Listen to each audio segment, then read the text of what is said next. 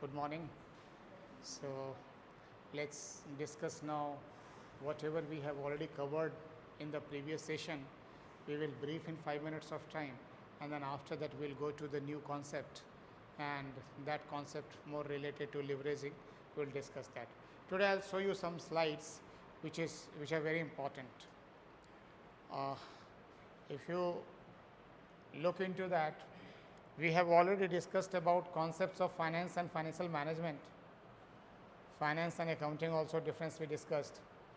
Various dimensions of financial decisions we had taken, where financing decision, investment decision and distribution decision we had covered up. And understanding financial risk, financial health of company, how it has to be decided, ratios also are very important.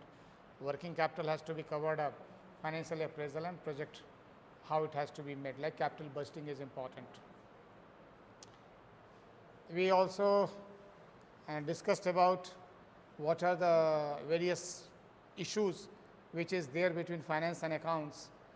Finance a decision process, whereas accounting is a recording process. Finance is a futuristic in nature, recording or account is always historical in nature. Finance is a strategic, whereas accounting is structural. Finance creates, whereas accounting complies. Cost is resources consumption, whereas investment is transformation. Cost is in rate, whereas investment is in amount. And look for cost savings and not the cost cutting. These are the certain dimensions which is important. We have already, to a greater extent, we have already discussed these things. Then similarly, dimensions of financial decisions, how it is getting influenced. The first important topic which we discussed was time value of money, where the 4 different parameters we had covered up: present value, future value, rate and period. These 4 things used to decide. Then there was a capital structure, equity and debt and cost of capital. Return and risk was also very important. Cost and opportunity, budget and reports, and some social welfare dimensions are also there. When we said time value of money, we talked about present value, future value, time period, rate, compounding, discounting, and what is the frequency of compounding, discounting. Whether it is annual, semi-annual, quarterly, monthly, daily, that used to get decided. Say for example, like if we talk about, say 12% is a rate, and in that 12%, if let us say we cover annual compounding, then rate is going to be 12%. But if it is semi-annual compounding, rate will be different. Effective rate is going to be different. So nominal rate and effective rate, 2 components are there. How nominal rate and effective rate is going to get counted? Understand that. Nominal rate is the rate which is presented to you. Like when we say 12%, it is the nominal rate, but when we say it is effective rate, then compounding frequency is going to get counted. What is going to be the frequency? Okay. Say for example, 12% nominal rate, compounded annually, it will be 12%. But if it is compounded semi-annually, it will be more than 12%. If it is compounded semi-annually, it will be 12 point, how much? 36. Okay? That is the way it is going to be. So, how you will calculate? Your calculation will be very simple. You calculate using, say, now you have to have, say, 0.12. So, calculation will be 1.12. Where is the ask for marker? Just bring the marker faster. So, whenever it is calculation, you make it 12%, semi-annually means divided by 2. So, how much it will become? 12% by 2, 6%. So you make 1.06 to the power 2. Calculate it. Use your calculator. Calculate faster. And this is going to be one of your MCQ question. 1.06 to the power 2.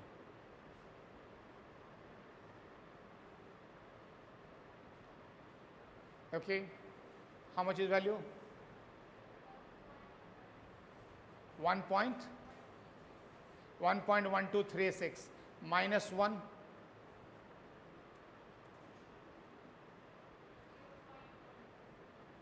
multiplied by 100, that is effective rate. So 12% is the nominal rate. If it is compounded semi-annually, it is going to be 12.36 effective rate. If it is compounded quarterly, then what will be quarterly rate? 12% divided by 4, so it will become 3%, 1.03 to the power 4. 1.03 to the power 4. Please calculate and let me know answer. 1.1255. 1.1255 means 12.55%. 12.55%. If it is monthly compounding, then what will happen? Give me answer. If it is monthly compounding, what will be the answer?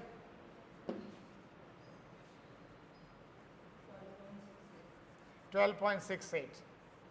Very good. If it is daily compounding, then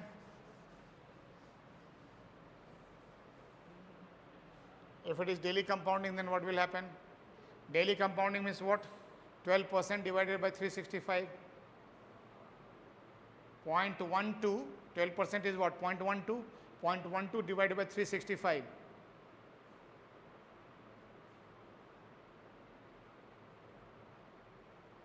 How much it is?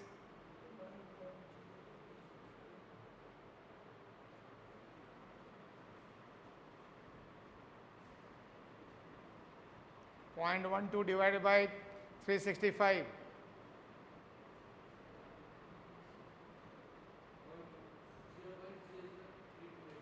Plus 1.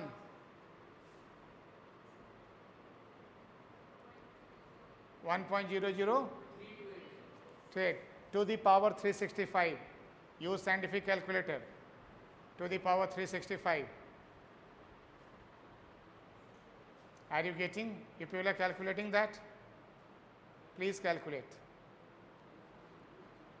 How much is the value? 7? 747. That is 12.747%. That is 12.75%. Right?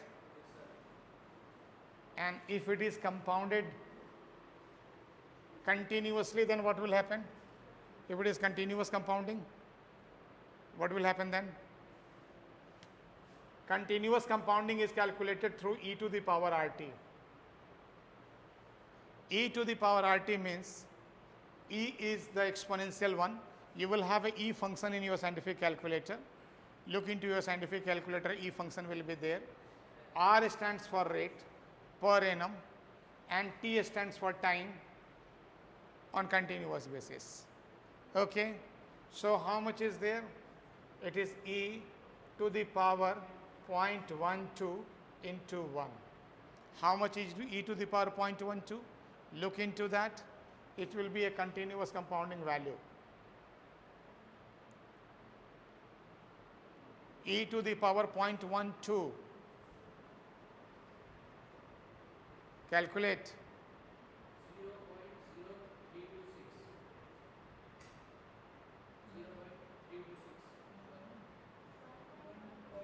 1.12. 7 के आगे भी होगा 496.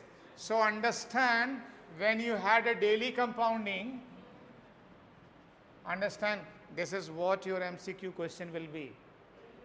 So be very careful. Daily compounding, 12%, it is becoming 1.12747 if I am right what you calculated previously. And if it is continuous compounding, then it is going to be 1.12749. So whether your frequency of compounding is daily or frequency of compounding is continuous, to a greater extent it is more or less same. Right? This is called effective rate. So what kind of question will come to you? Question will be there if there is a 12% nominal rate, if compounding is done semi-annually or compounding is done daily, what will be the effective rate? Answer will be 12%, 12.36%, 12.55%. So if it is compounding is done daily, how much will be the answer? 12.747%. Right? Am I clear? That's the way you have to answer. Now come to the next part. So it is basically the frequency which we talk about makes difference how it is going to be valued. These formulas which we had already seen, and do you remember that we have sinking fund factor and capital recovery factor. Sinking fund factor stands here, it is when you require a certain quantum of fund in future. How much you, suppose you need an amount in future, you can get the value. Whereas capital recovery factor is the factor which is applied when your amount is in present has to be recovered like a loan in a subsequent periods, in a given periods. So calculation of EMIs can be through capital recovery factor. EMI can get calculated through capital recovery factor. Whereas a deposit amount which required in future can be calculated through sinking fund factor. Right?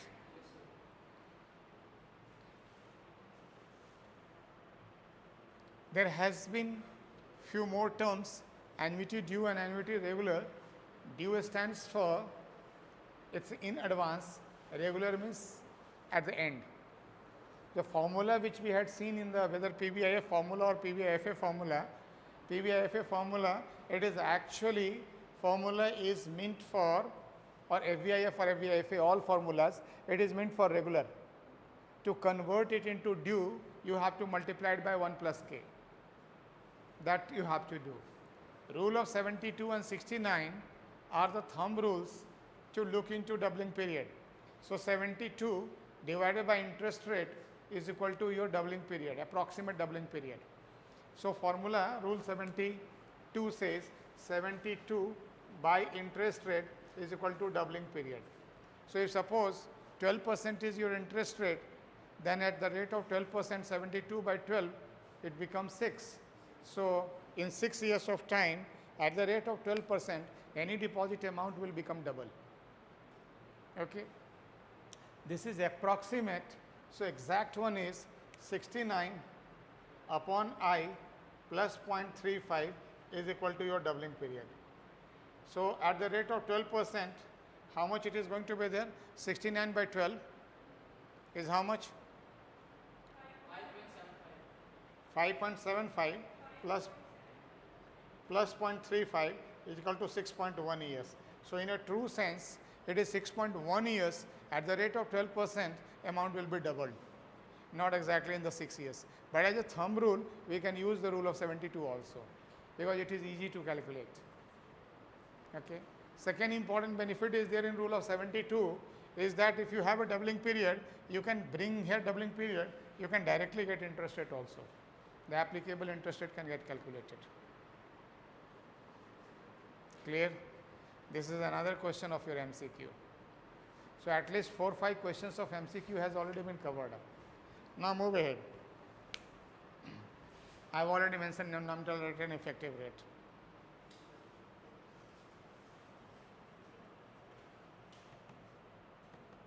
Let's have the first question. What is the first question? It says, TCS wants to start its new office in Kobe, Japan after 10 years, for which rupees 100 crore will be required at that time. how much TCS should save and deposit annually at the rate of 10% per annum to have its requirement fulfilled. Quickly calculate. Calculate, give me answer. Question number 1.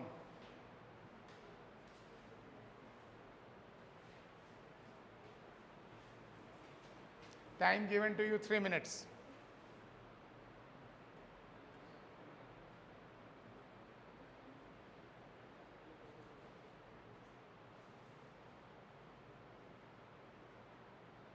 Question number 1.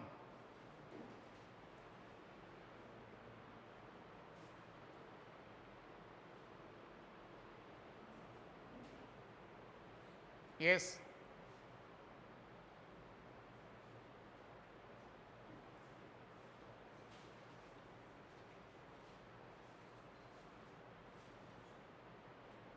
What is the answer?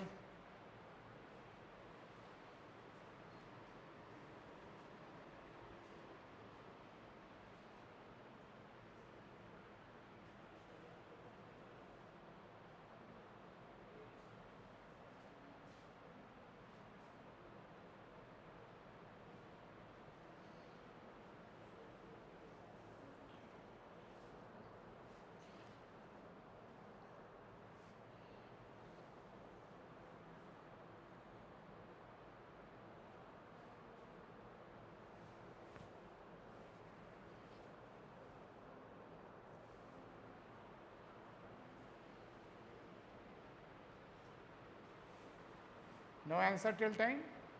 क्या answer निकालो भाई. पहला question,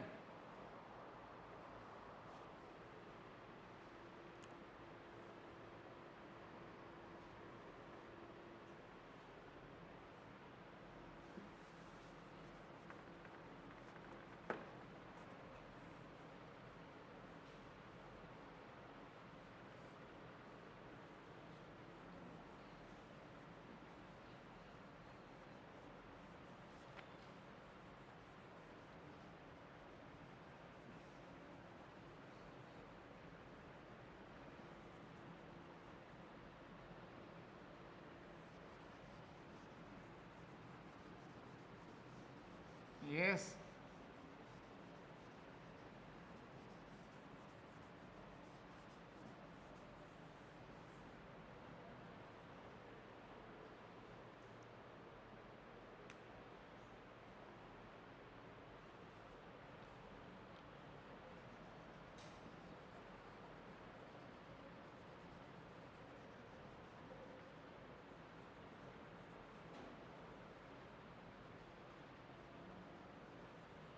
See what the question says.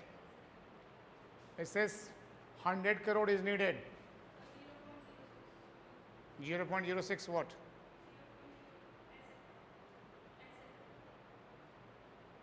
SFF. Sinking fund factor. What is the amount deposit on a regular basis? How to calculate? 1 upon FVFA. Very good. So actually you need, so deposited amount is equal to 100 crore into sinking fund factor. Okay. So you have to make it 100 crore multiplied by 1 upon FVIFA. FVIFA you have to calculate. FVIFA is equal to 1 plus k to the power n minus 1 upon k. K is your 10%. For how many years? 10 years. So 1.10 to the power 10 minus 1 upon 0.10. 1.10 to the power 10 is how much? 1.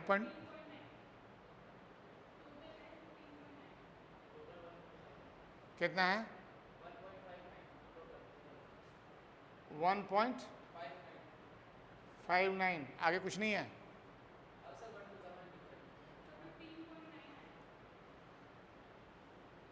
15.9 आएगा तो उसको फिर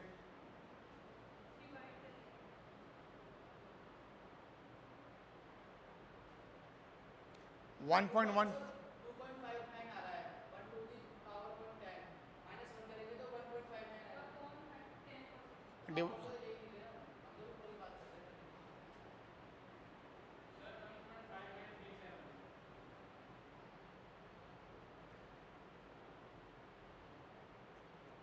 so 15.937. अब इसको 1 by 15.937.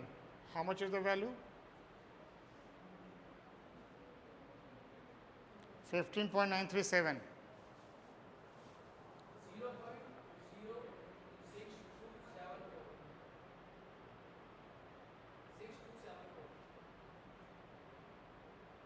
So it will become multiplied by 100. 6.274 crore.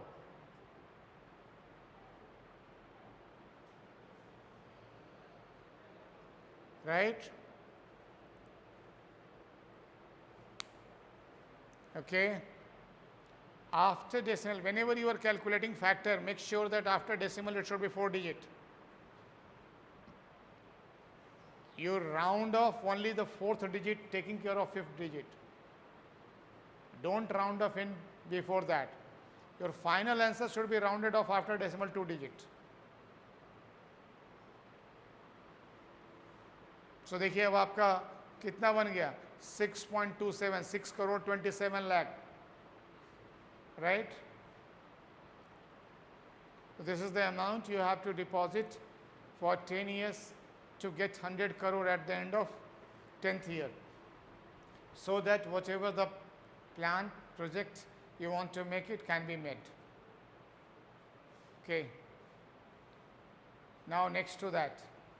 So I hope this point is clear to you. Mr. A purchased a car of rupees 24 lakhs with a loan of rupees 20 lakhs at the rate of 8.4% for the period of 5 years. Calculate EMI. Now here you have to calculate EMI. EMI calculation basically go with capital recovery factor. So it will be, how much is the loan amount? 24 lakhs. No, car price 24 lakhs, loan is 20 lakhs. So 20 lakhs is the amount. 20 lakhs multiplied by capital recovery factor, CRF, where 8.4% is there. But here keep in mind, it is monthly. So you have to first convert the rate into monthly. 8.4% divided by 12. How much it will become? 8.4 by 12. 0.7 divided by 100, 0.007. 1.007 to the power how much? How many years? 5 years. 60.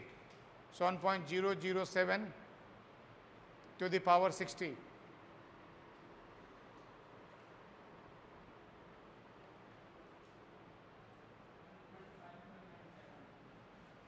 One point 1.5197 is 1.007 to the power 60. Okay, use PBIFA formula, calculate PBIFA first.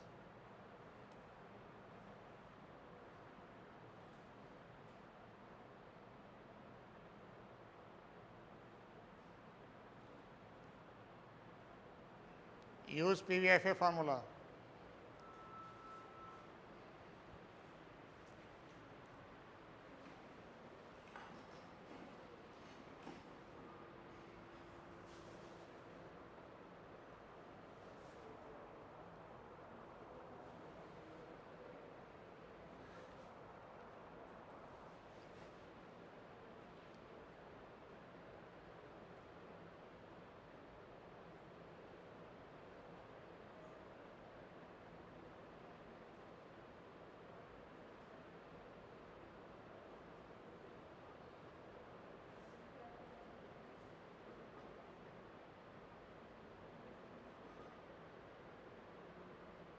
Yes, how much is the value?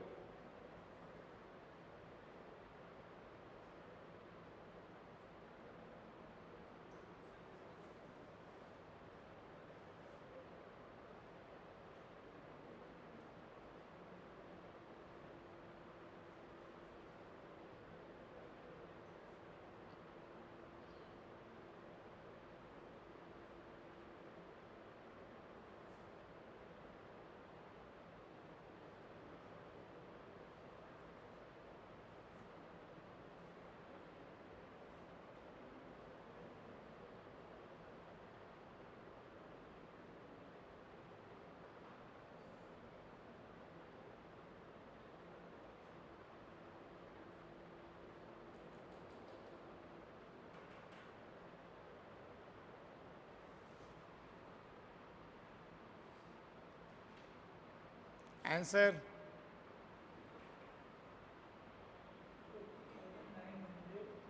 How much? 40,939. So 40,939 is one answer.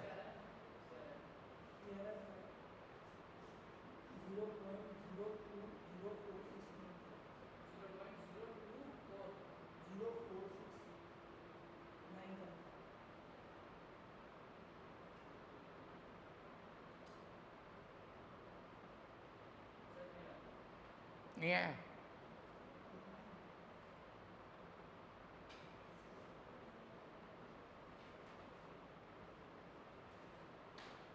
What is PVIFA? And then capital recovery factor. CRF नहीं गलत हो गया ना. देखो अगर आपका CRF जब तक छोटा नहीं होगा तब तक इंस्टॉलमेंट कैसे बनेगा. आपने PVIFA कितना निकाला? 0.48 PVIFA कैसे आ सकता है?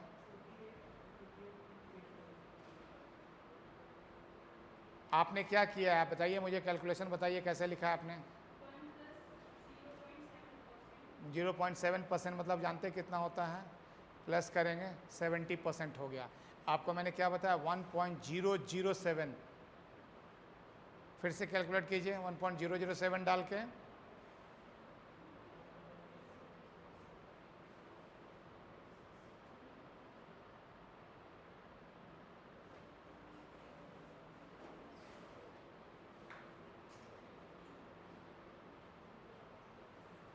ऑलवेज ये ध्यान रखिएगा कि रेट और period commensurate to each other. It's basically rate, whatever the period is there, period is monthly, rate should be monthly. If period is annual, rate should be annual.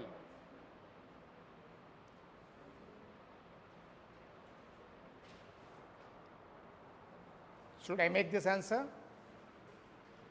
देखिए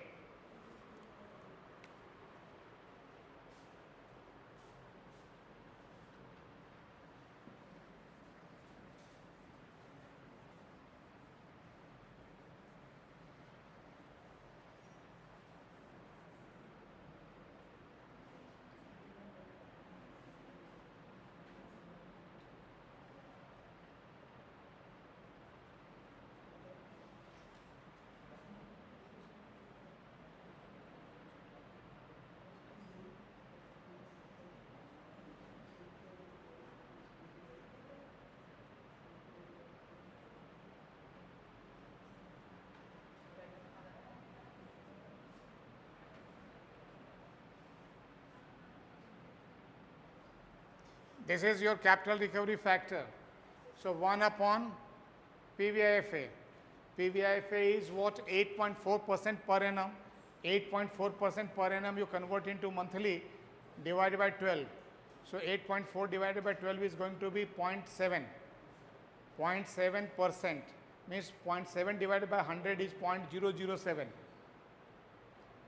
Add 1.007. Period is going to be 5 years, multiplied by 12 is 60 periods. So 60 is there. 1.007 into the power 60 minus 1 upon 0.007, that is k into 1 plus k to the power n. 1.007 to the power 60. When you will solve it, you will get a value which is 1 upon that value you have to finally calculate, right? Is it okay? And whatever a figure will come, you multiply it with the amount. Amount of loan is 20 lakhs. Multiply by 20 lakhs. That many lakhs of the amount will be there per month. If it is in decimal, convert into thousands. Whatever amount will be there.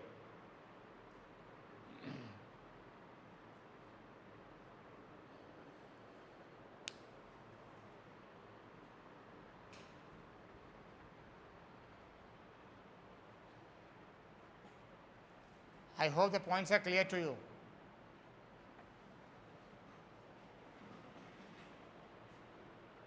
Right?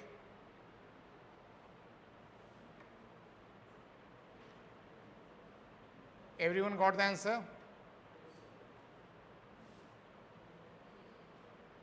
Come to next. There are various return terms. Minutely observe some of the returns we have calculated. Nominal return, effective return we had seen just now. But there are other dimensions also to have the return word. It could be expected return, the return which we are expecting from any investment, required return, what we need. So difference between expected return and required return is different. Okay, like what is expected return, which you are actually expecting from your investment, that is expected return. What is required return? Required return is the return which you need to sustain that investment. Like if your amount has been borrowed, there will be rate, at least that rate you require. Like if you convert into your examination marks, so required marks is how much? Minimum what passing marks is there. So 40% could be your required performance. What is your expected performance? As per performance in the examination. You may be expecting 70, 80, 90, 100% marks. I am expecting 100% on my performance. That could be expectation. So expected and required is like that. What is actual return? Which actually appear. Minimum passing marks I need 40%. Expecting 80%. Actually came 70% or 90%. That is actual return. Actual return is always post, after happenings. Expected return before happenings, what you are expecting. Historical return, what historically return has kept on coming, that is historical return. Generally, we use historical return to build our expectations in future. We extrapolate, that is historical return. Then there is a nominal return. We have already seen nominal return after here nominal return means it's basically a return which we are getting without adjusting against inflation. Without adjusting against inflation. So what is the relationship between nominal return and real return? Real return and nominal return, there is an equation 1 plus I is equal to 1 plus R into 1 plus pi. You jot down this equation. I think you might have read it, Fisher equation. 1 plus I stands for nominal return or nominal rate. R is the real rate, pi is the inflation. So I is nominal, R is the real, and pi is the inflation. This is the relationship between nominal rate, real rate, and inflation. So you can easily, by resolving this, you can get that I is equal to R plus pi plus R pi.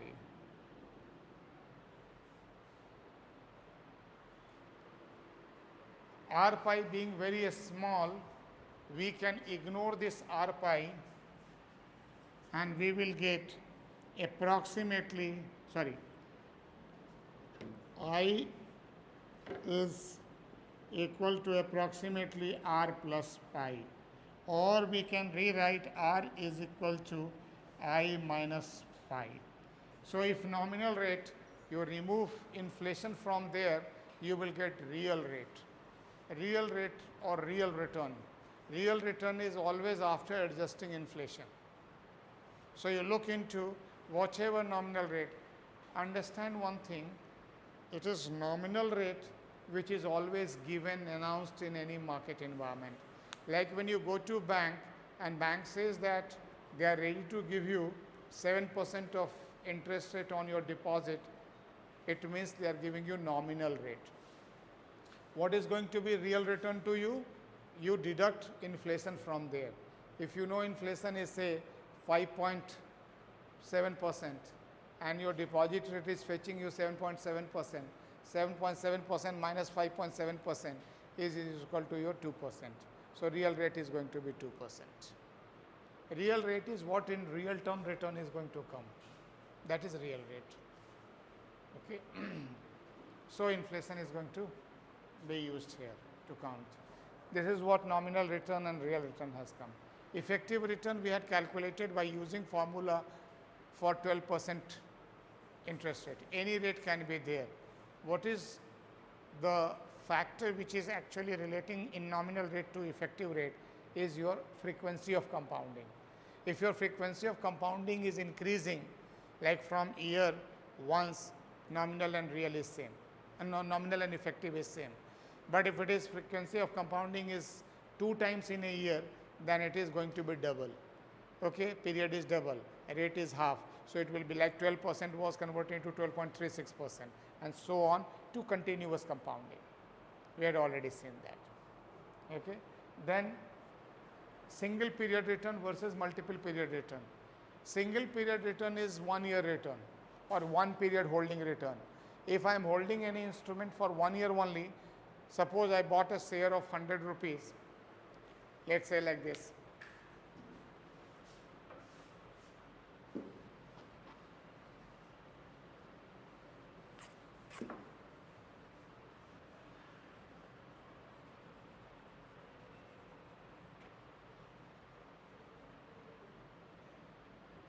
If I buy a share of 100 rupees holding for 1 year, let's after 1 year it has become of 107 rupees and the company has given me a dividend of rupees 8 per share.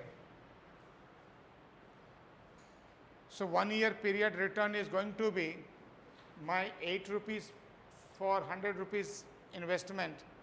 So 8% plus 7 rupees appreciation, capital appreciation 7%, it is 15%. Or 8 rupees or instead of direct, don't call it directly percent, call it 8 rupees plus 7 rupees is equal to how much is coming here?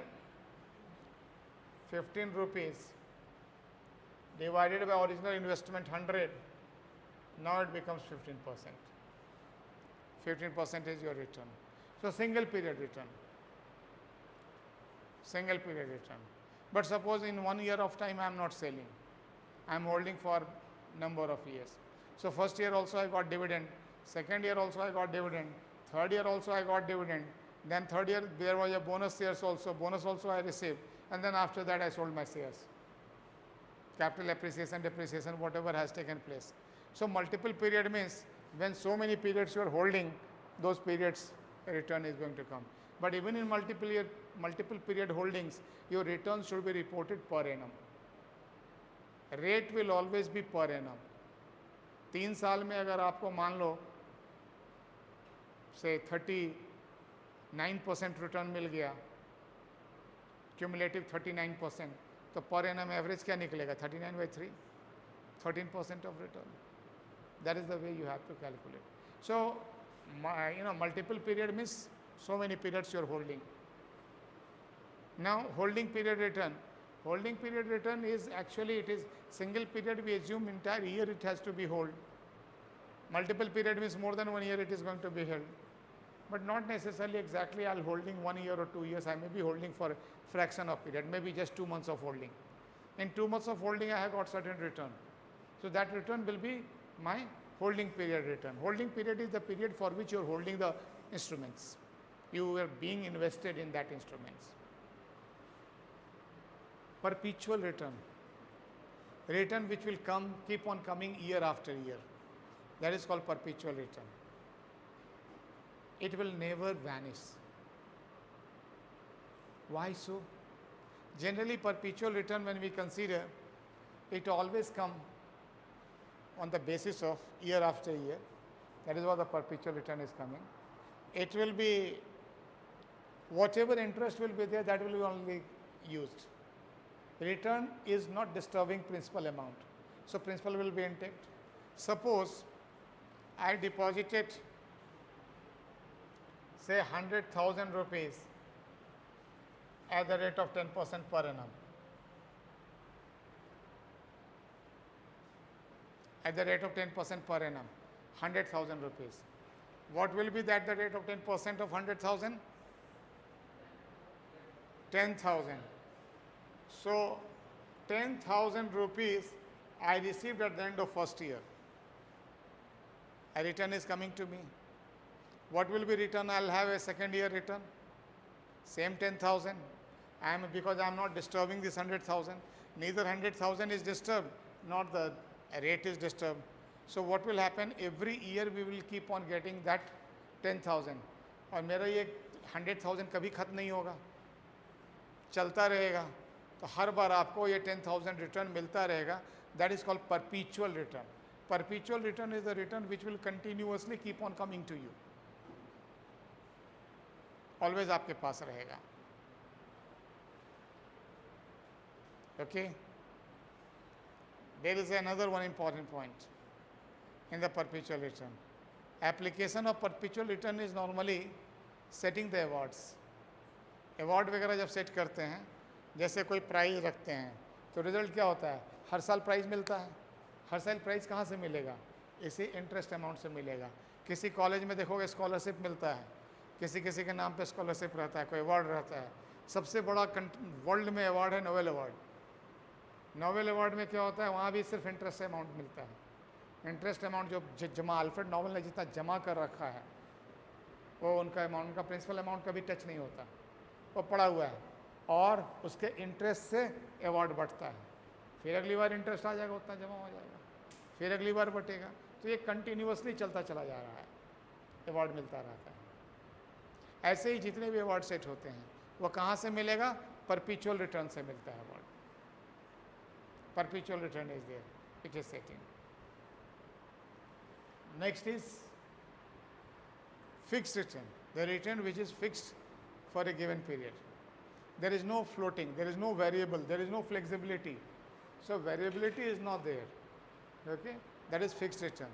जो return change करता रहता है वो variable return कहलाएगा. और जो portfolio return होता है, जब आप पोर्टफोलियो होल्ड करते हो, कई जगह इन्वेस्ट करते हैं और पोर्टफोलियो होल्ड करते हैं, that return from portfolio is called portfolio return. Okay? Generally क्या करते हैं पोर्टफोलियो रिटर्न में? एवरेज करते हैं.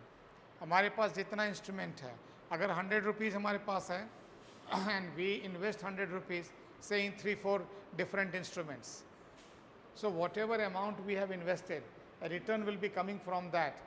Weighted average of that return is going to be portfolio return. Okay? That's a weighted average. It is always considered to be safer to invest in more instruments, so that even if one is not performing good, other will keep on performing good and will be keep on giving you good return.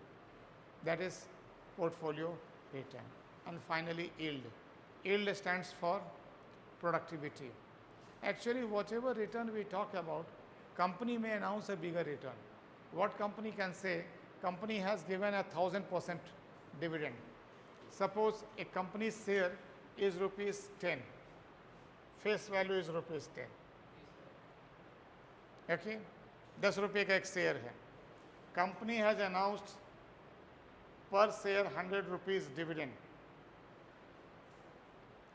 Company का share का face value 10 rupees है. Company ने 100 rupees dividend announce किया उस share पे, पर share पे. तो जो डिविडेंड होगा that will be considered as 1000%. कितना कहलाएगा? 1000%. अगर 10 रुपये पे 10 रुपये देता तो 100% होता. 10 रुपये पे कितना है? 100 रुपीज़ है, 1000%. एंड बिल्कुल न्यूज़पेपर में छा जाएगा, company has given 1000% of dividend. But लेकिन ये कंपनी का जो शेयर है, ये शेयर मार्केट में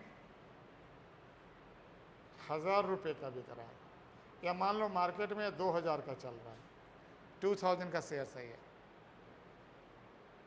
ठीक है? तो जो शेयर होल्डर है, सपोज करो उसने मार्केट से ख़रीदा है, तो क्या उसको 10 रुपये में मिलेगा? कितने में मिलेगा? 2000 में. अब 2000 में ख़रीद के कोई शेयर रखा है और उस 2000 पे उसको 100 रुपीज़ का डिविडेंड मिल रहा है, तो 100/2000 हो गया, कितना हो गया 5%. तो एक्चुअली यील्ड उसका 5% है. Yield is what return divided by market price at which you have bought. That is yield. Okay. तो 2000 में आपने खरीदा, 100 रुपये मिला, तो आपका क्या हो जाएगा 100 divided by 2000 multiplied by 100, that is 5%. Right? That's the way your value has come. Any doubt? अब एक चीज़ यहाँ और ध्यान दीजिएगा, ये जो यील्ड है, यील्ड में दो टर्म हो सकता है. एक को कहते हैं करंट यील्ड CY, और एक कहते हैं yield till maturity YTM. Two terms are there. Current yield is the yield, means gain or return divided by current market price is called current yield. Gain or whatever return is their return divided by current market price is equal to current yield.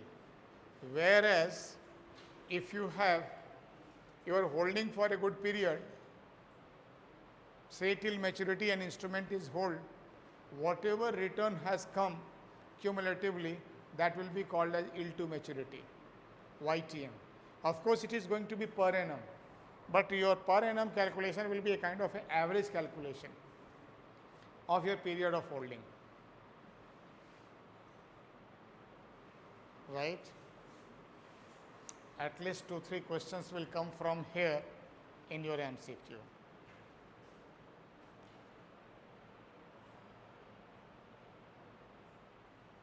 Risk and its measures. Okay. So, return term you have already seen. Now, how to calculate return? Return normally we calculate on the basis of whatever future value is coming, future return is coming up. Actually, for return calculation, there is always expectations, because return is meant for future. You invest today and your return will be going for future. So, whenever you have that return in future, the question arises how value is going to get counted. So, how you will apply that? So, if anything, whatever you had expected, if that expectation is not going to be complete, it is going to be risk associated to it. So, what is risk? Risk is deviation from expectation. If I was expecting a return of 10%, if it is not coming 10%, that is risk to me. Okay? Any deviation is risk to me. Now, how to calculate risk? Calculation of risk is through mean deviation. You calculate your mean value and calculate deviation, it is called mean deviation. If you calculate mean deviation, there is a possibility that negative deviation and positive deviation will cancel each other. So, when you will make a sum of the deviations, in that case, it is going to be 0 or near to 0. Doesn't mean risk is not there. Risk is there. So, ignore sign. That is what mean absolute deviation. When you ignore sign, it will become sum of the both deviations. That why it is called as mean absolute deviation. Modus. We write two lines and we put the value in the modus. Then if after that mean square deviation, modus will have a issue. Ignoring sign, negative and positive, is not good. So, then it is better to square it off. When you square negative value, it will become positive. When you square positive value, it becomes positive. So, positive is positive, negative square is also positive, it becomes positive figure. That is what mean square deviation is there. This is also called as variance. And if you take a square root of that, then it will become standard deviation. It is going to be a standard deviation. This is the way calculation takes place. So, let us calculate something to get that insight how value is coming. This is what one question is there. I give you 5 minutes of time to calculate it faster. Just this side you calculate for return of alpha U4, this side you calculate return of beta limited, and you people calculate return of market index, all for return of market index. Calculate it. Write down first. You people have to calculate for market index return. Quickly, what is going to be the return of market?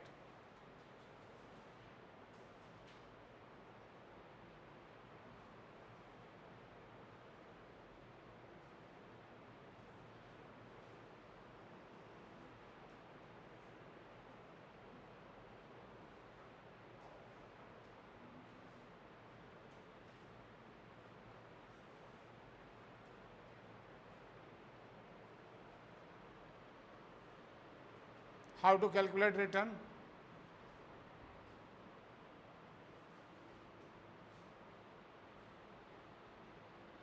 Just simply you do multiplied by probability and sum it up, that will be your return. Probability multiply by return and make a total of it, that will be your return.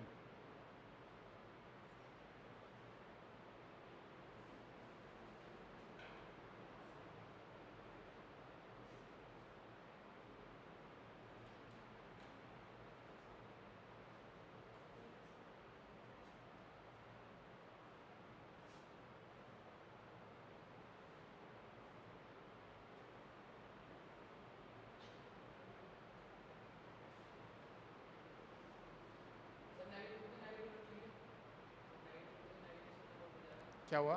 Sir negative से cut off हो जाएगा।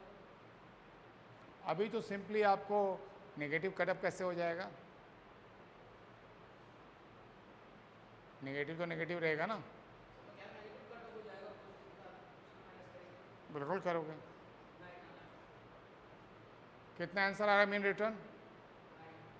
9 आ रहा है। आप लोग कितना आ रहा है? Middle one, that is beta. और आप लोग कितना आ रहा है रिटर्न?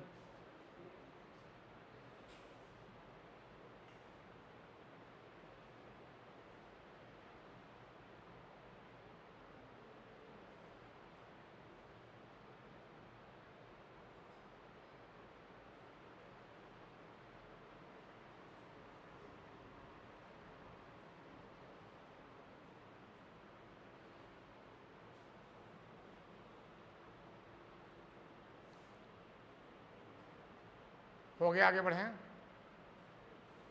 नहीं निकला आप लोगों का? 8 आया। बीच वाला आपका है मिडिल वन बीटा। आप लोग कितना वैल्यू आ रहा है?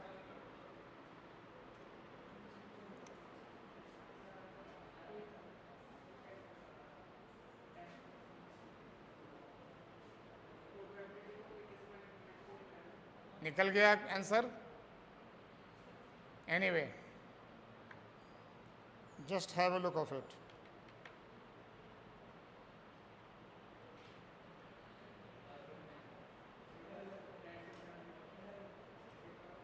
ठीक है,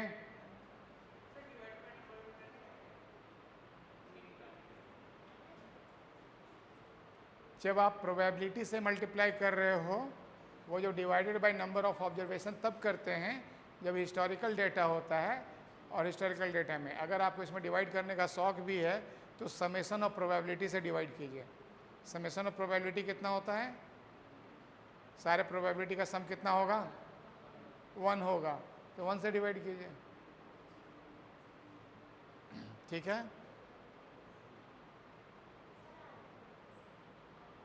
आगे था? वेरी गुड, आप लोग का भी आ गया था? Okay, very nice. Then next to this, अब ये तो रिटर्न हो गया. How to calculate risk? Risk calculation कैसे होगा? अब किसी एक को लेके रिस्क कैलकुलेट कीजिए. तो आप लोग जिसका जिसका वैल्यू निकाले हैं, अब उसका आप लोग रिस्क निकालिए. कैसे रिस्क निकालेंगे उसका? कैसे कैलकुलेट कीजिएगा रिस्क को? आप अपने वाले का निकालिए, अपना पहले मीन डेविएशन निकालिए और उसको सम कीजिए. What is mean value? Mean value is the mean return. Okay, तो मीन रिटर्न हो गया.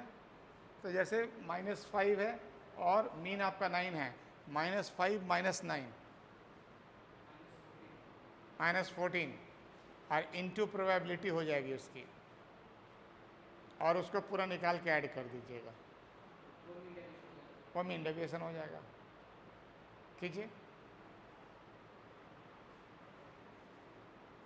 आप लोग इसका निकालिए, सेकेंड वाले का 16 - 10.7 ऐसे करके निकालिए, और उधर आप लोग उसका निकालिए.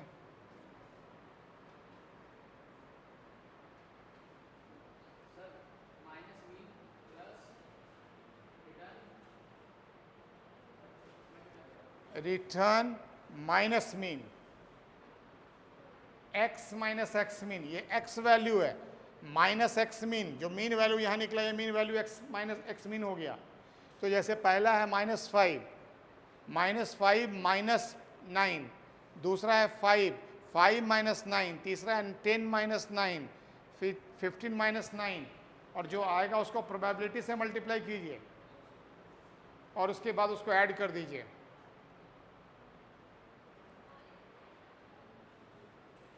जो इक्वेशन बनेगा, इक्वेशन कैसे बनेगा इसका?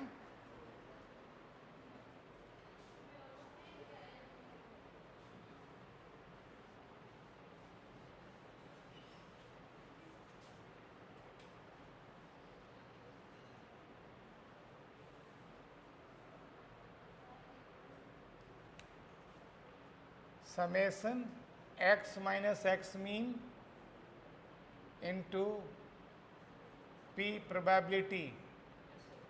इसको ऐसा करो, xi pi, I is equal to 1 to n. This is what going to be mean deviation.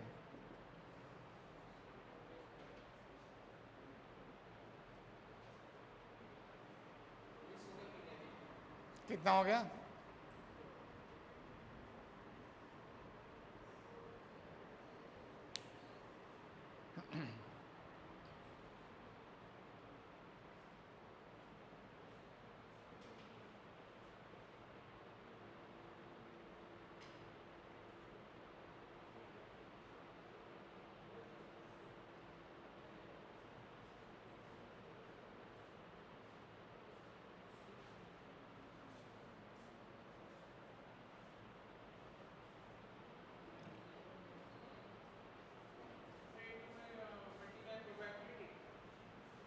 Respective probability, पहले वाले का पहले प्रोबेबिलिटी से, उसके बाद देखो वहाँ लिखा हुआ है पी आई किया ना मैंने, आई से कितना आ रहा है? 11.4.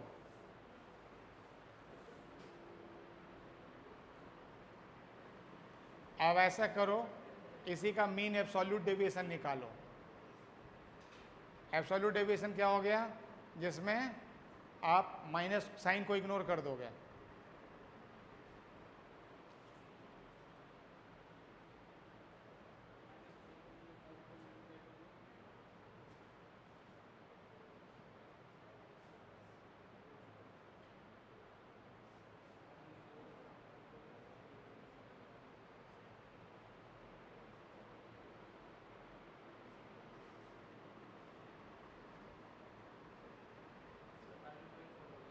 कितना हो रहा है?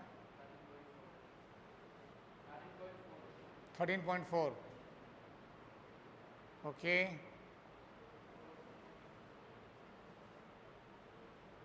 आप लोग का भाई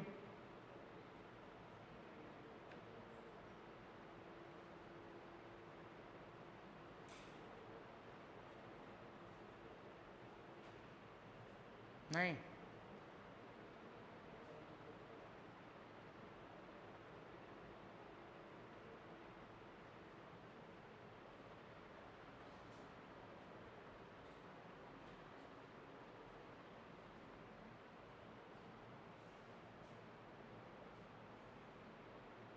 आप लोग अभी तक कोई कैलकुलेटर लाना शुरू नहीं किए हो, कैसे काम चलेगा? एग्ज़ाम में मोबाइल अलाउड नहीं होता है। ऐड करना है बिल्कुल।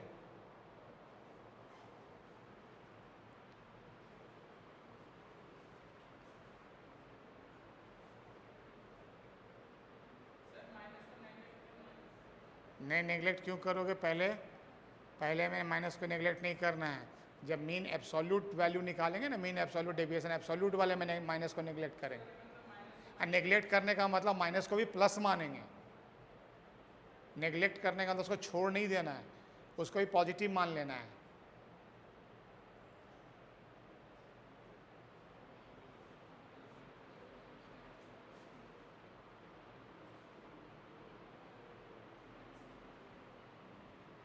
मेरे मिडिल रो पीछे छूट रहा है, क्या बात हो गई? कैलकुलेशन नहीं हो पा रहा है?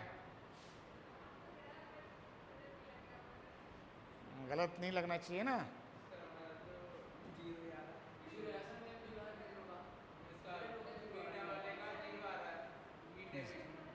मीन डेविएशन 0 आ रहा है, ठीक है, तो मीन एब्सोल्यूट डेविएशन निकालो।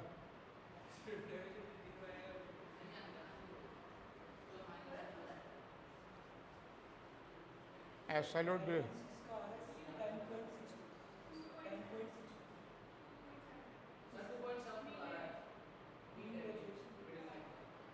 2.74 आ रहा है। Mean absolute deviation sir mean absolute deviation 2.74 आ रहा है, मीन डेविएशन 0 है। ओके, चलो मीन स्क्वायर डेविएशन निकालो। ये इसका फॉर्मूला क्या होता है, इसको मैं यहाँ स्क्वायर कर देता हूँ, ये निकालो। स्क्वायर निकालिए।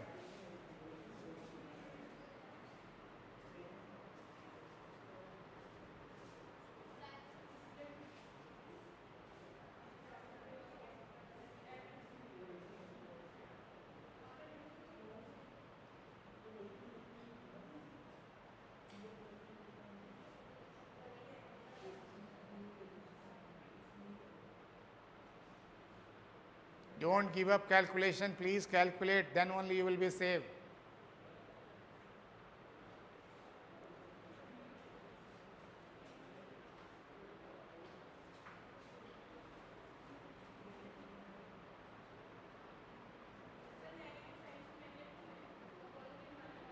पॉजिटिव मानना है।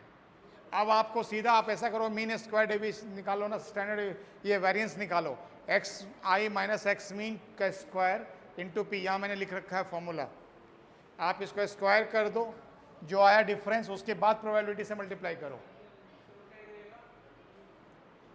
वेरिएंस निकलेगा।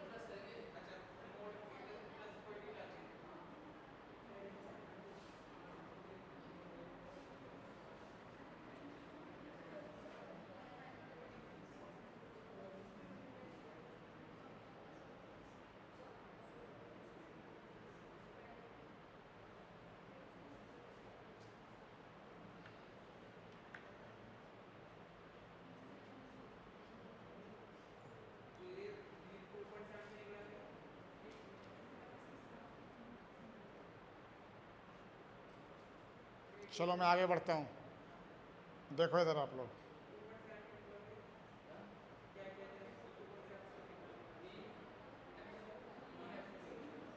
Please have a look here. Excuse me, the first one I calculated.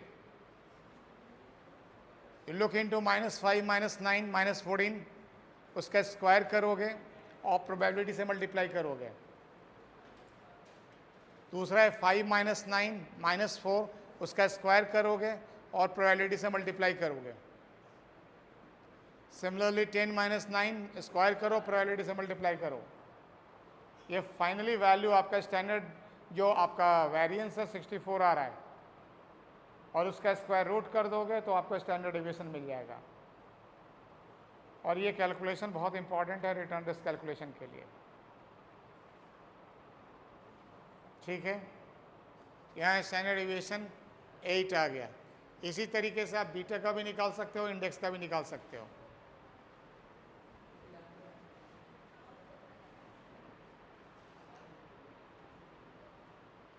Okay, so how to calculate a standard deviation, how to calculate return, how to calculate risk is now clear. This is an absolute measure of risk where you, for one particular investment, you are calculating what is the standard deviation. Standard deviation is measure of risk. Variance is also a measure of risk.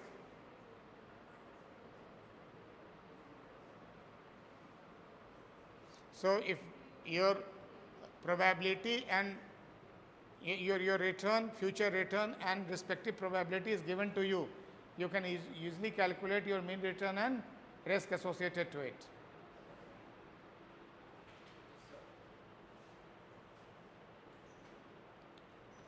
This is for second one called beta limited.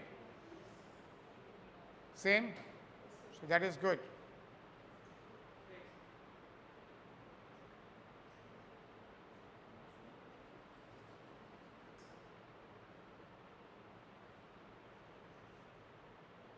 This is for your index.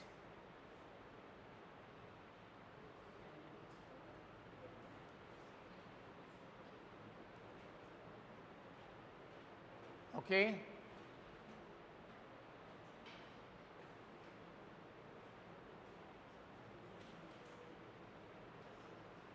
Fine.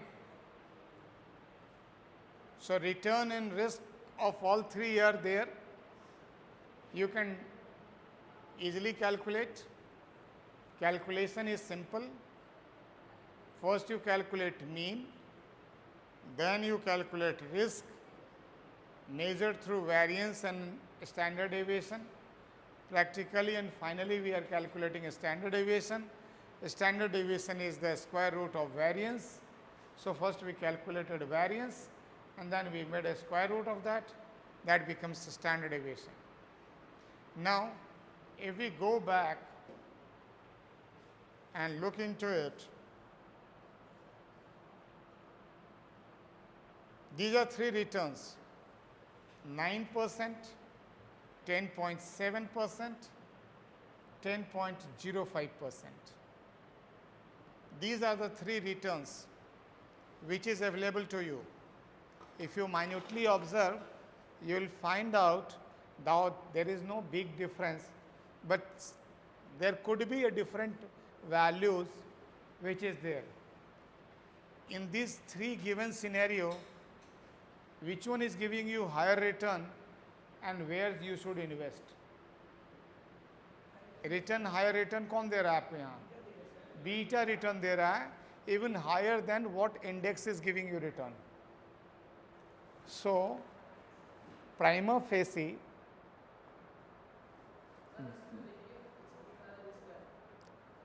we will, what you do, you jot down mean return of 3 and respective risk standard deviation of 3.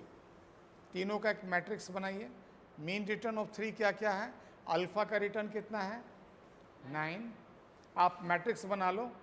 Alpha, beta, index. Return ले लो, risk ले लो.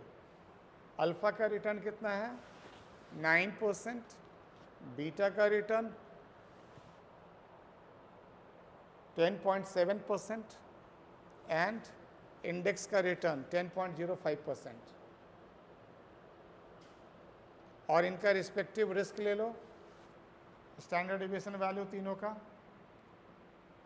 पहले का standard deviation value 8, alpha का 8, beta का 3.26 और index का 4.31 या 4.32 कर दीजिए.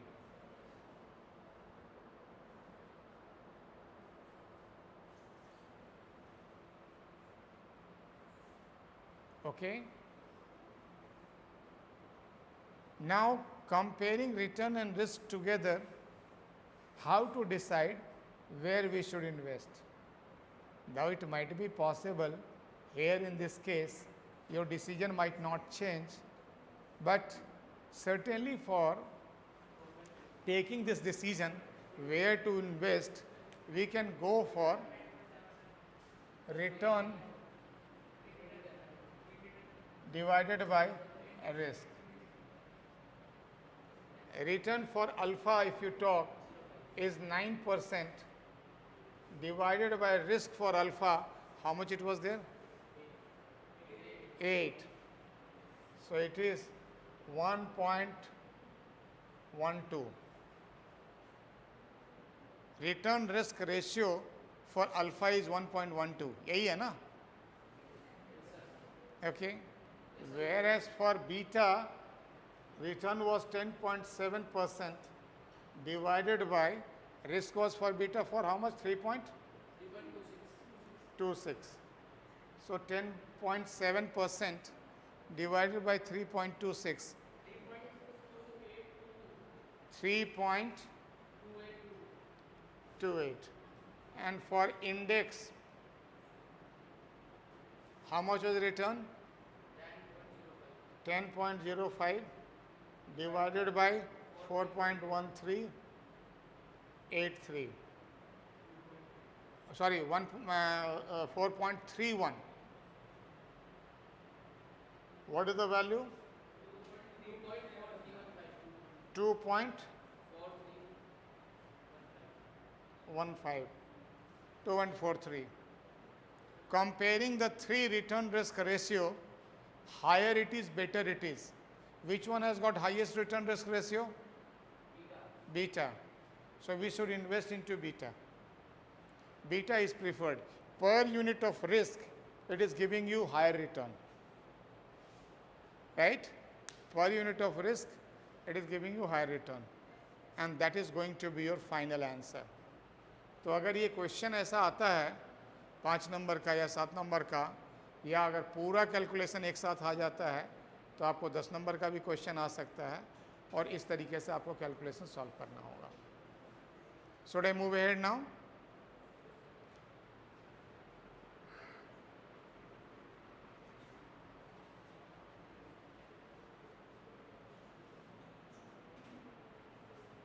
How to invest into portfolio?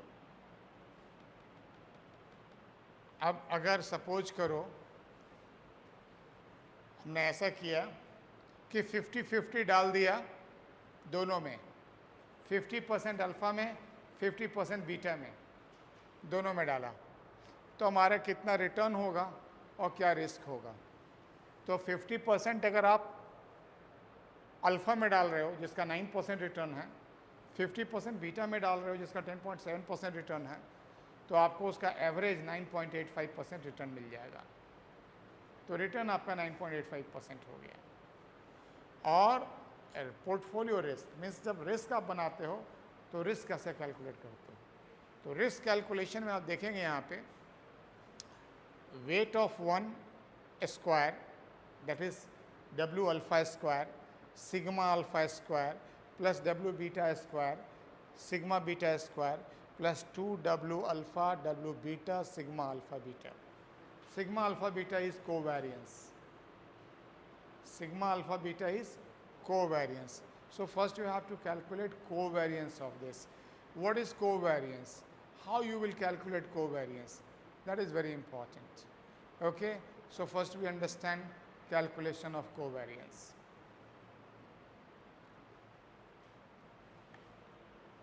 Till this point, is it clear?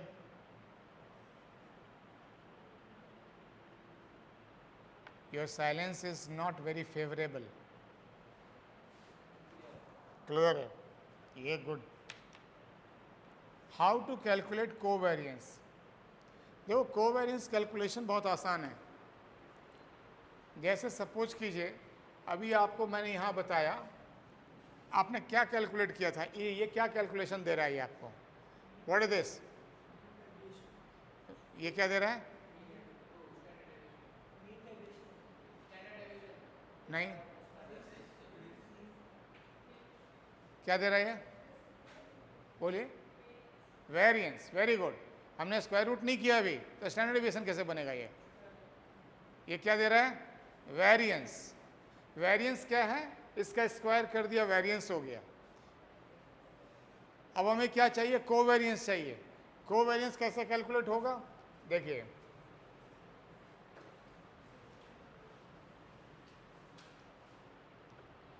यहां ये वेरिएंस था। कोवेरिएंस क्या हुआ? कोवेरिएंस में हम x minus x mean into y minus y mean into probability का समेशन लेते हैं, तो ये कोवेरिएंस हो जाता है। ध्यान दीजिएगा, वेरिएंस में क्या था? x minus x mean into x minus x mean किया था, तभी तो स्क्वायर यूज किया था word. x minus x mean ऊपर क्या है? x minus x mean, square का मतलब क्या हो गया? x minus x mean into x minus x mean. तो जब अपने आप से वेरी करवाते हो तो वेरिएंस कहलाता है, जब किसी और के साथ वेरी करवाओगे तो कोवेरिएंस कहलाएगा। Is it clear? हमारे क्वेश्चन में अल्फा और बीटा है, तो क्या करेंगे? Covariance summation alpha minus alpha mean into beta minus beta mean into probability i is equal to 1 to n। यहाँ अल्फा आई कर दो, बीटा आई कर दो, ये निकल जाएगा कोवेरिएंस अल्फा बीटा। अब निकालिए आप लोग, आपके पास सीरीज है,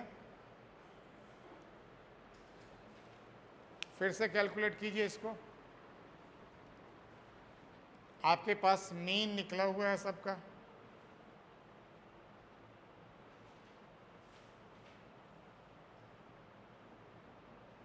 ये देखिए अल्फा और बीटा दोनों यूज करना है। आपके पास अल्फा माइनस अल्फा मीन का सीरीज है, बीटा माइनस बीटा मीन का सीरीज है। दोनों सीरीज को यूज करके एक तीसरा सीरीज बनाइए, alpha minus alpha mean into beta minus beta mean. कीजिए, जल्दी कीजिए, फास्ट।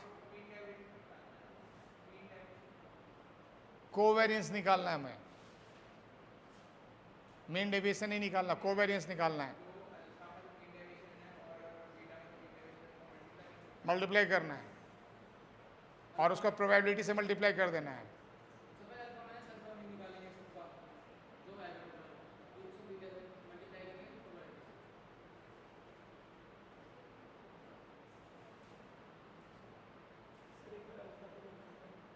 अल्फा क्या दिखाऊं?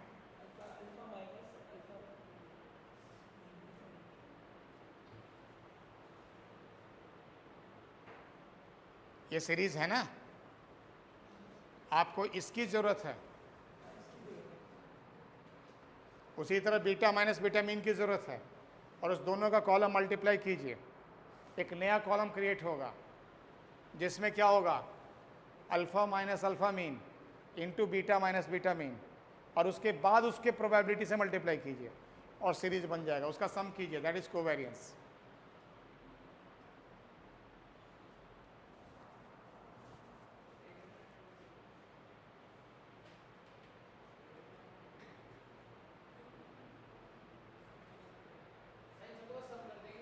नहीं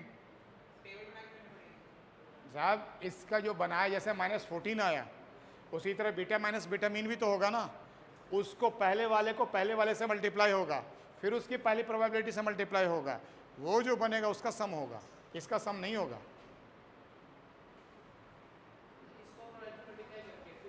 इसको प्रोबेबिलिटी से मल्टीप्लाई नहीं करना है। अभी नया नया कॉलम तैयार कीजिए जी।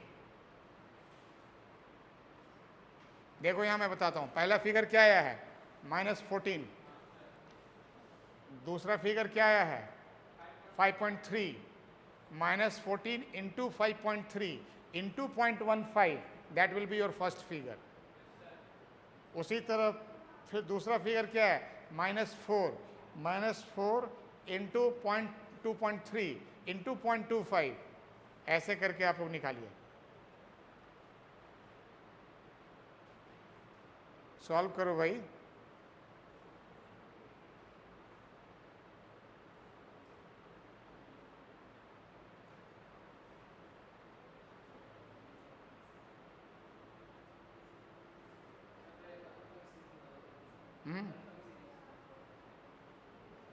अल्फा तो तुम ही लोग बनाया होगा, तुम्ही तो अल्फा तो तुम ही बना कर रखे हुए अपना।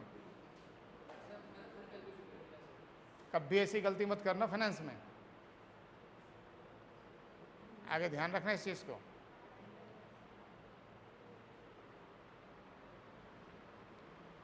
कभी भी रफ वे में आप फाइनेंस को मत सॉल्व करना।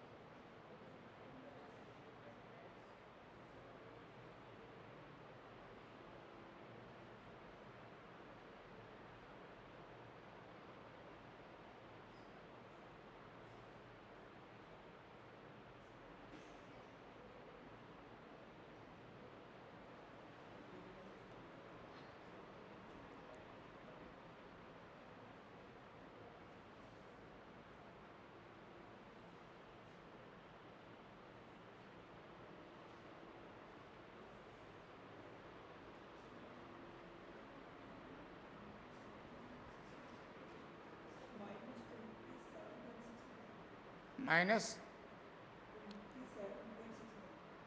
27.6 आ रहा है, क्रॉस चेक कर लीजिए, गलती नहीं होनी चाहिए। कितना आ रहा है आपका? -25.49।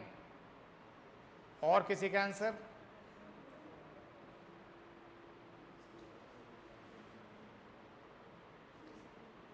Control your calculation dear.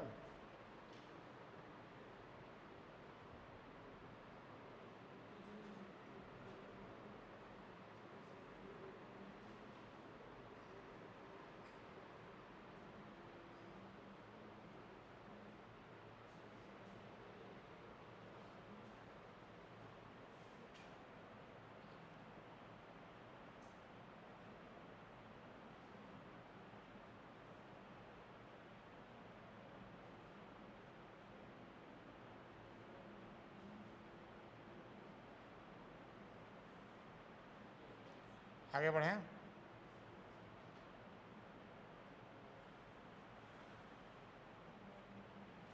Have a look here, मेरे ख्याल से 25.8 आ रहा है।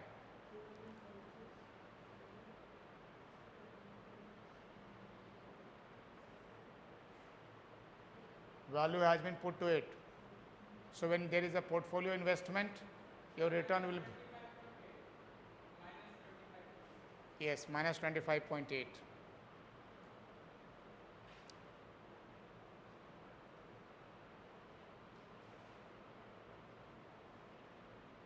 ओके, अब इसके बाद क्या करेंगे, इसका ये फॉर्मूला है पोर्टफोलियो रिस्क कैलकुलेट करने का, sigma P portfolio is there. तो आप वैल्यू यूज़ कीजिए, ये एग्जैक्टली ए प्लस बी के होल स्क्वायर के तरीके से यूज होता है। A square plus B square plus 2ab, exactly उसी फॉर्मेट पे लिखा हुआ है। और आपके इस इक्वेशन में आप डालेंगे वैल्यू, अल्टीमेटली और वैल्यू इज कमिंग 2.3। निकाल सकते हैं, बीटा और इंडेक्स का निकाल सकते हैं, किसी दो के बीच में निकाल सकते हैं। अगर अपने आप में निकालते हैं तो वेरिएंस हो गया, किसी के साथ दूसरे के साथ निकालते हैं तो कोवेरिएंस हो गया, ये निकल सकता है।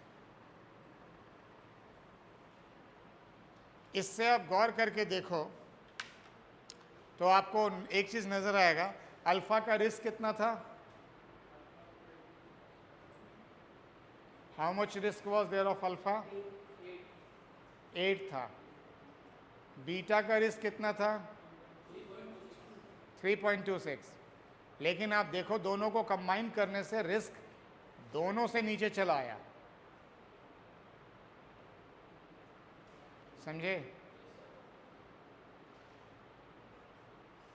रिस्क दोनों से नीचे आ गया। ऐसा क्यों हुआ? अगर दोनों को कंबाइन कर रहे हैं, रिस्क दोनों से नीचे क्यों आ रहा है? अगर कॉम्बिनेशन के बाद एवरेज की तरह ट्रीट होना चाहिए था, तो एवरेज की तरह ट्रीट क्यों नहीं हो रहा है? क्यों? इसका मेन कारण यह है कि दोनों के बीच में नेगेटिव रिलेशनशिप है। कोवेरियंस क्या आया है? नेगेटिव आया है। और नेगेटिव आने का मतलब क्या हो गया? अगर मार्केट में एक कोई ऊपर जा रहा है तो दूसरा नीचे आ रहा है। इसका मतलब अगर एक बुलिश मार्केट में आपको अच्छा रिटर्न दे रहा है तो एक बेरिश मार्केट में अच्छा रिटर्न दे रहा है, तो हर हाल में आपको एक रिटर्न का बैलेंस मिल रहा है, रिस्क आपका मिनिमाइज हो रहा है। इसीलिए पोर्टफोलियो एडवाइस होता है। Instead of investing in single shares, it is advised to invest in number of shares, create a portfolio. It is just because if you are selecting portfolio very effectively, your risk will get minimized. आने वाले semester में आपको एक security analysis portfolio management पूरा paper पढ़ना है, और security analysis portfolio management paper जो होगा वो पूरा का पूरा डिपेंडेंट इसी पे है कि कैसे आप डिसाइड करोगे। शेयर्स तो सैकड़ों हैं, किस में इन्वेस्ट करें, how to select with it, this is the selection criteria. Okay, let's move ahead. Sir आपने कोवेरियंस निकालेगा वाला कौन सा? कोवेरियंस निकल गया था। हाँ, हमने कोवेरियंस यहाँ डाला ना, कोवेरियंस जो निकला हो यहाँ वैल्यू डाल दिया, यहाँ वैल्यू है, तो क्या हो गया? ये देखो वैल्यू, ये 0.5 क्या है? 50% इन्वेस्ट किया, W alpha square into sigma alpha square, variance हो गया, स्क्वायर है तो वेरिएंस हो गया, 8 का स्क्वायर 64 हो गया, प्लस उसी तरह 0.5 दूसरा है इंटू 10.6, 10.6 देखो बीटा का वेरिएंस होगा, plus 2 into alpha 2 into W1 into W2 into covariance 1-2। Covariance 1-2 कितना आ रहा है आपका? -25.8।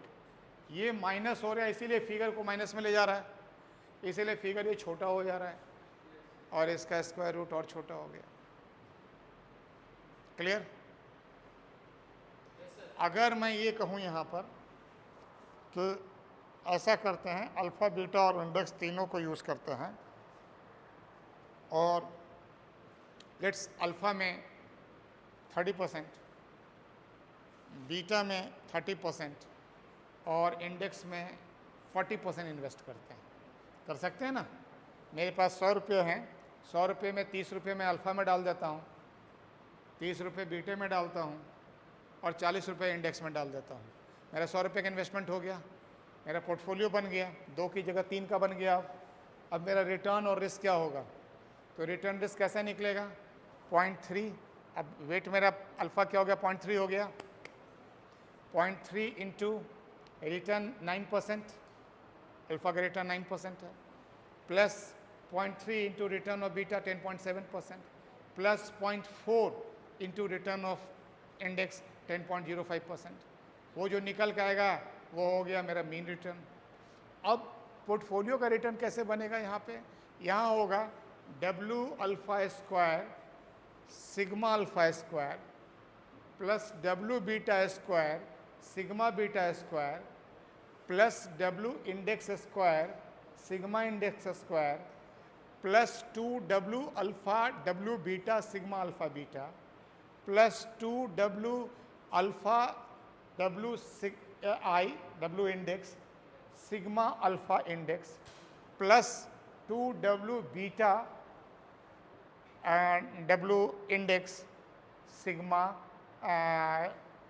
Beta index. कैसे होगा? a प्लस बी प्लस सी के होल स्क्वायर की तरह जाएगा।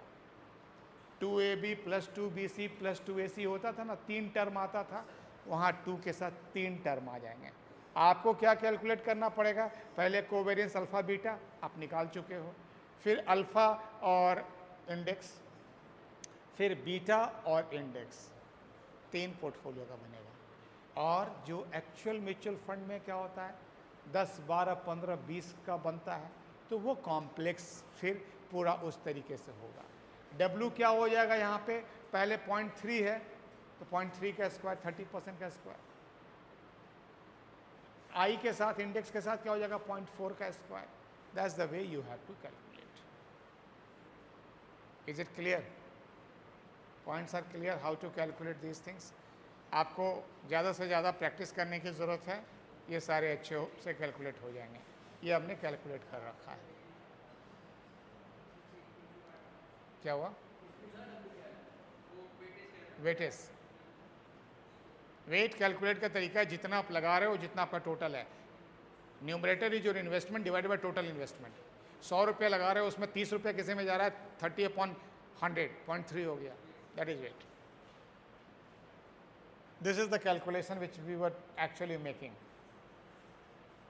Okay. Right? इसकी प्रैक्टिस आप लोग जितना कर लेंगे उतना बेहतर होगा.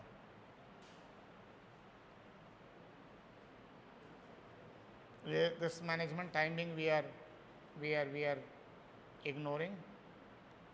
I will directly go to one concept that is called,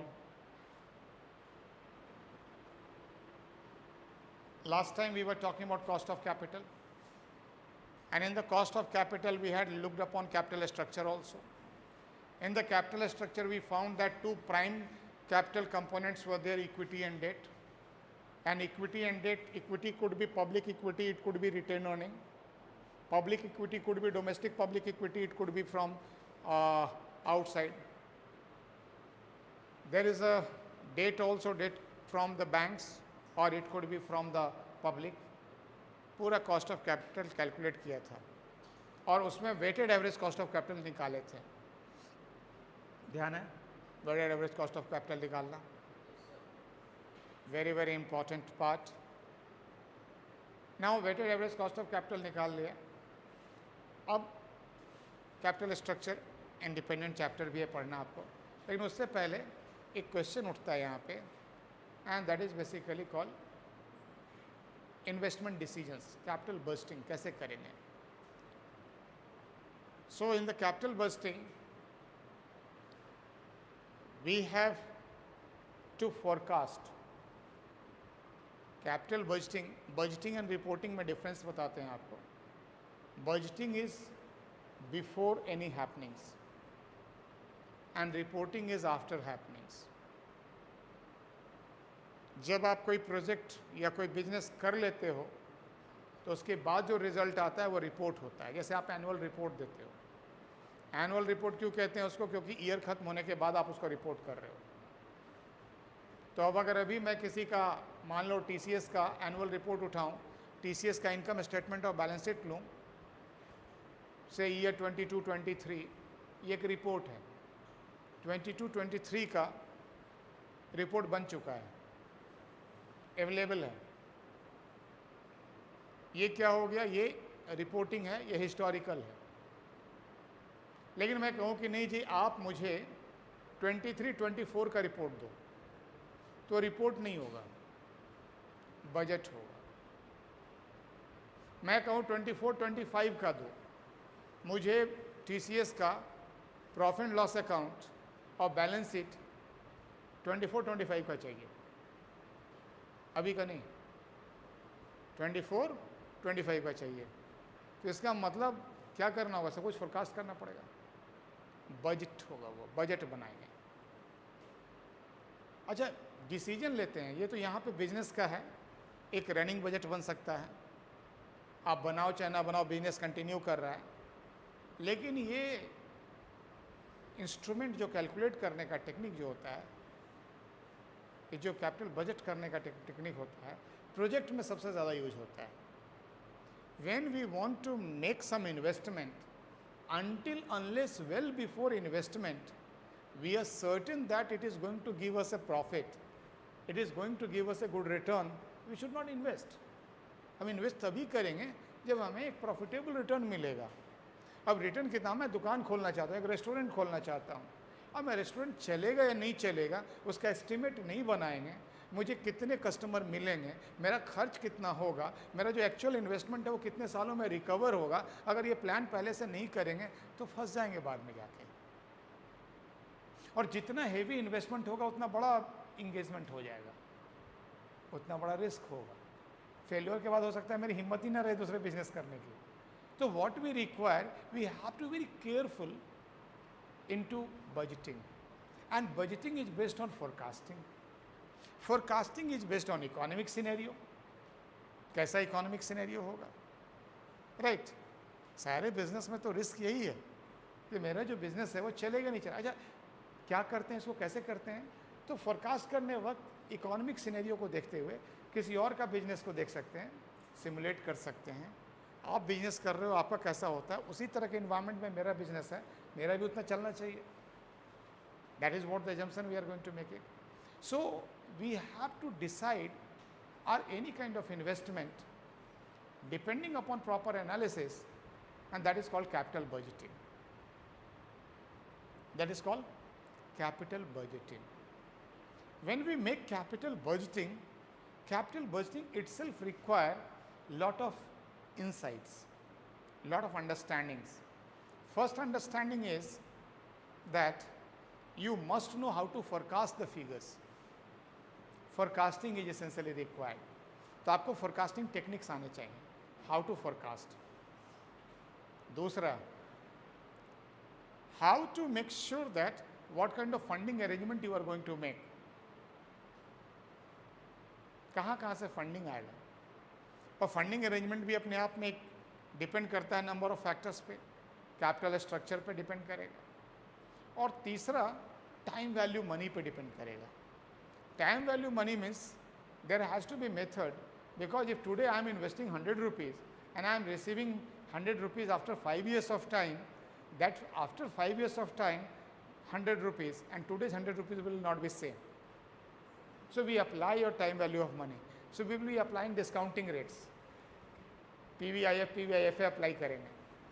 तो PVIF का हमारा अब जो कॉन्सेप्ट समझ गए हैं उसको यूज़ करना पड़ेगा, उसको यूज़ करेंगे।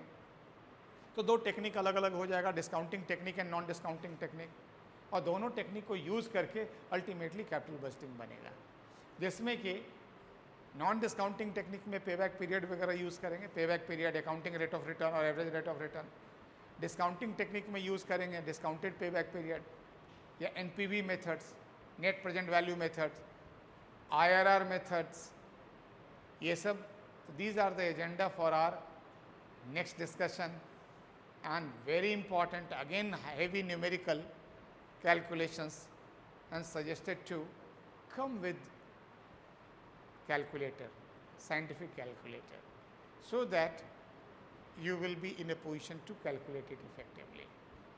Okay, so this is from my side for today's class. Your question if you have.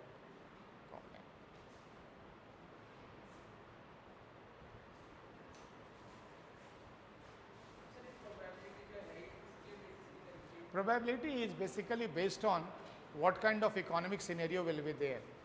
Maybe it will be a bullish market, maybe bearish market, depending upon that economic scenario is going to get set.